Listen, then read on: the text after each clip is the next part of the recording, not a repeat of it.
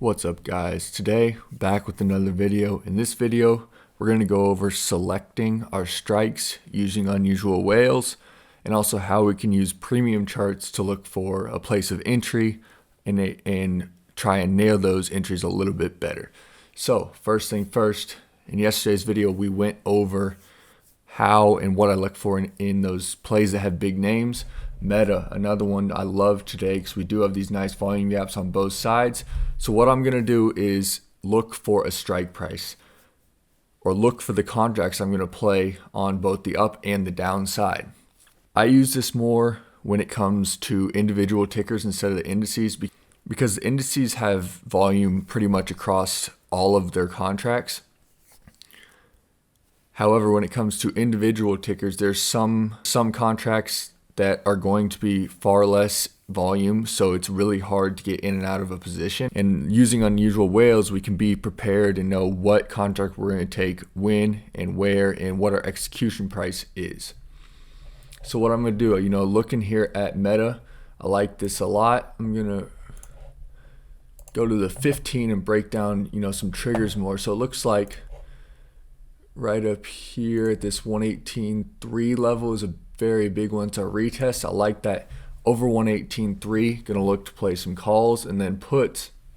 It looks like we got some room for sure, but we need to break 115.2 on that retest. Preferably this 114.41 low of the day, but I would be okay with taking puts underneath 115.10, 115.15, and looking for that move to the downside as well. But when it comes to what strike I'm going to take, that's where I use unusual whales. So first thing, hop over here to unusual whales. So what I'm gonna do, I'm gonna hop over here, hot chains and tickers, hide that index again, and I'm looking for Meta. Gonna click on Meta here and scroll over to these hottest chains. These are the chains with the highest active volume, making it easier to get in and out of trades. So first thing that stands out, 120 call. I like that. So over that 118.3 level is where I'm going to take those 120 calls. On the downside, the 115 puts stick out, but if I'm going to take puts, at 115.2, I'm probably going to take a little bit further out puts. In this case, I like these 110 puts here, pretty decent premium. And the reason being, the reason why options are so great is because we can leverage money. We can leverage those lower sums of money in order to make a potential for higher gains, higher profit. When looking for strike prices, the things that I really put into consideration are how many days till expiration do we have. On a Monday, Tuesday, Wednesday, I'm okay playing those same week expirations. Thursday, Friday, most of the time I try to stay on the next week expiration just because, time isn't on our side, and if there is a chop day, that theta decay is going to eat our premium right up, and it's really just useless at that point. Okay, now that I've assessed those contracts and what I'm going to play tomorrow, now I'm going to use a premium chart to try and get a better entry. First thing, I'm going to look at Meta here again. So for those puts, we're looking at this 110 put. As we can see here, I'm just going to flip to the 15, make it a little bit easier. But these areas in which we have support and resistance, went over this in the first video, it's the same thing here on our premium charts. So we have resistance here around 0.52, and we have support down here of around 0.42. So this helps me to scale in, where I want to be. In this case, we take this play based off of a put trigger underneath a level. Probably going to look towards that 0.5, 0.52 area. If we can nail it at the top, looking more down here towards this 0.42 level, but even further down here around 0.3 would be a decent spot for those put entries because they're at support here, which means they're going to be at resistance on our normal chart. Flip to the calls, looking at these 120s. So 120s, kind of similar story. Got a lot of resistance here at 1.5. Then let's see.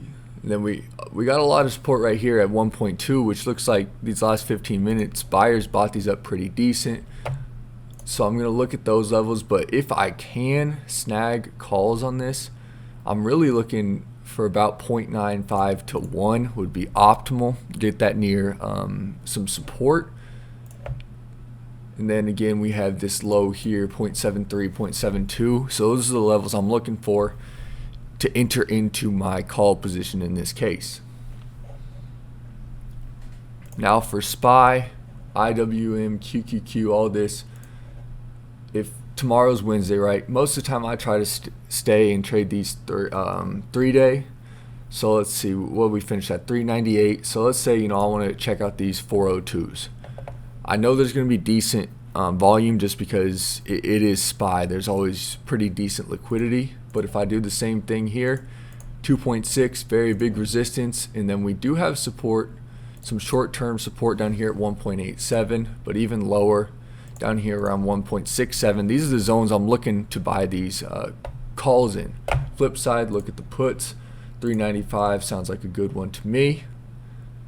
This is all in preparation, right? So first thing, 2.65 looks decent. Then we have some nice support actually on these calls down here around, or these puts down here around 2, down to 1.85, 1.9 area. So that I like that a lot. And then we have a bunch of resistance on these names. We have some up in here, but this is the level I'm really worried about up here. About 3.75, just because we've used it as support here, turn resistance again, and we haven't been able to really close over that on the 15-minute chart. So I like that a lot, and that would be my target once I've entered into these positions. Knowing what strike you're going to play is really helpful when it comes to being prepared and not trying to second guess. But it also helps us be more prepared for the play and not really guess when we're going in, but also ensure there's liquidity. If I know there's liquidity in a ticker or in a contract before I go into the play, I got a lot more confidence in my play and I'm ready to go.